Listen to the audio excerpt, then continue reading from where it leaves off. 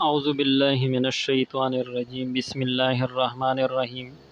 یہ مسئلہ روح کے بارے میں ہے کہ آیا روح کو قبر میں عذاب ملتی ہے یا نہیں۔ اس کے بارے میں علماء کرام فرماتے ہیں کہ حدیث پاک میں روح کے لوٹانے کا ذکر آتا ہے، جس سے مراد ہے جسم سے روح کا تعلق قائم کر دیا جانا،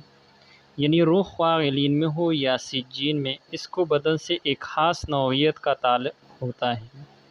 جس سے بدن کو بھی ثواب و عذاب اور رنج و راحت کا ادراک ہوتا ہے۔ عذاب و ثواب تو روح و بدن دونوں کو ہوتا ہے، مگر دنیا میں روح کو بے واسطہ بدن راحت و عالم کا ادراک ہوتا ہے، اور برزخ یعنی قبر میں بدن کو بواسطہ روح کے احساس ہوتا ہے، اور قیامت میں دونوں کو بلا واسطہ ہوگا۔ یعنی قیامت سے پہلے اگر ایک انسان قیمتی یعنی مسلمان ہو تو اس کا روح علین میں جائے گا، اور اگر ایک انسان گناہگار ہو تو اس کا روح یعنی علین نہیں بلکہ سجین میں جائے گا، اور اس کو وہاں پر عذاب بھی